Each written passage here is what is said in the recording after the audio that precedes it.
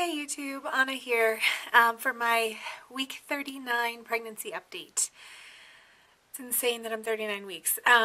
So this morning I had a midwife appointment and I think it's going to be the last time I actually see my midwife for the baby is here, because she talked to the OB that she's partnered with and she's not comfortable doing a vaginal breech delivery.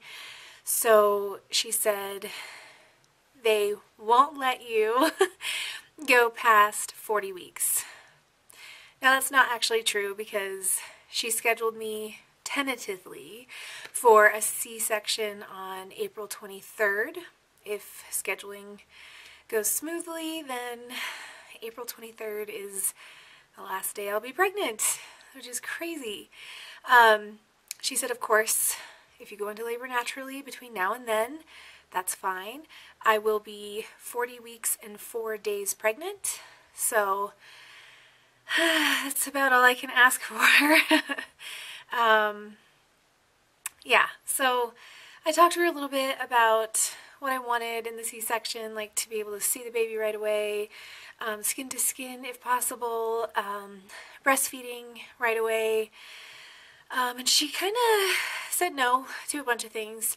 It's only going to be me and my husband and then 6 other people in the OR that I don't know really that well, except for my midwife and my OB,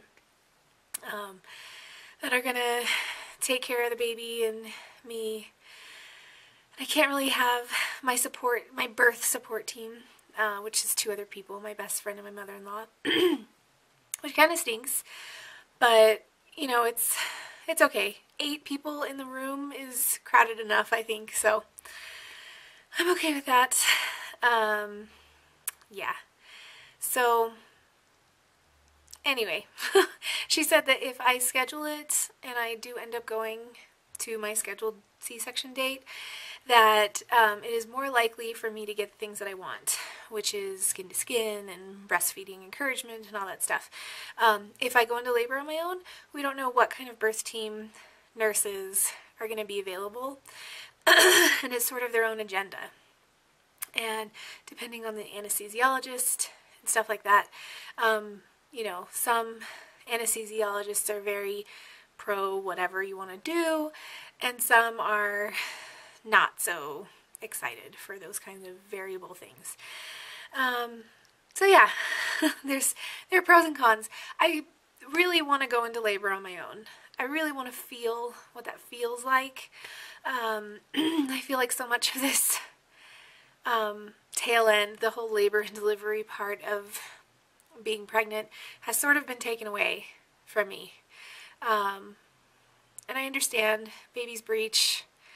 I get it. But I feel like, I don't know. I feel like at least going into labor, I will have some clue as to what a normal pregnancy would be like. So that's my thought on that. I did have an ultrasound right afterwards, which I feel was overkill, because they already told me that they're going to do an ultrasound when I go into labor or before they do a C-section, because we want baby to flip, and if she flips, then we're not gonna touch it. But the ultrasound tech showed that she was frank breech, butt down, feet up by her head, and then towards the middle of the ultrasound, she one of her legs was under and one of her legs was up. So yeah, she's still breech. And her head was over here on my left side, and then her feet, or her butt was over here down, way down on my right side, but kind of just in that corner, not like engaged in my pelvis, but in the corner. So that's that. This past week, I did a bunch of moxibustion. It actually started irritating my throat, so I stopped doing it because it was too much to smell that. I mean, I do all of the moxibustion stuff outside because it's strong smelling, but I really need to just let go, and whatever happens, happens. So I stopped doing moxibustion. I did do crazy amounts of inversions twice a day, with my butt like 10 to 12 inches up in the air, and I started getting really bad back pain because I'm so far along. I don't think these inversion techniques are necessarily a bad thing at all, and I feel like if I had done them when I was first concerned about her being breech at like 20 some weeks, it would have been no problem. My belly wouldn't have weighed so much. She doesn't weigh that much in the 20 some weeks that I knew she was breech. So yeah, the inversions have been hurting me, and I am really trying not to do the crazy butt in the air while I'm laying down, so sort of like the bridge position, because it hurts my back.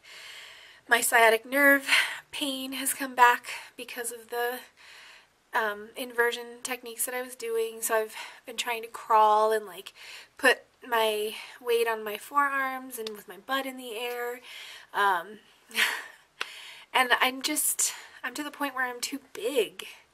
My knees are bruised and not looking so good because there's just so much pressure and so much weight on them when I'm in that position.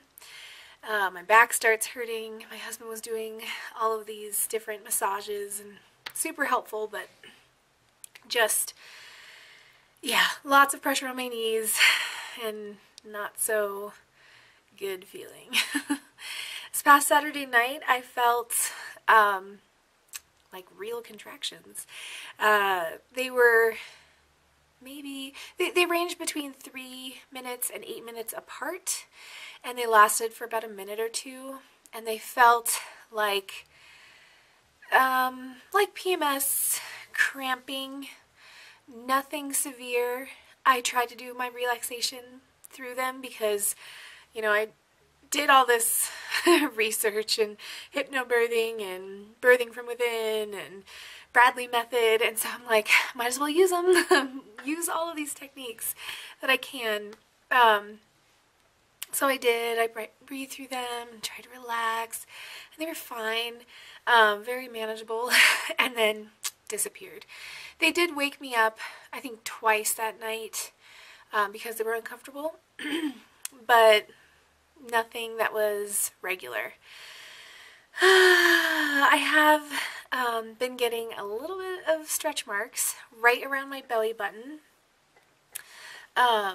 Yeah, just little pinkish, reddish ones. They're not like deep dark purple or anything like that, and I'm okay with that.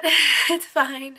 Doesn't bug me at all. But so that's my week 39 pregnancy update, and stay tuned to see what happens next. I'll probably make one more pregnancy update before my mother-in-law gets here. She flies in on Thursday. Yes, Thursday. So you'll probably not hear from me that much once she's here. All right. I love you guys. I will talk to you later. Bye.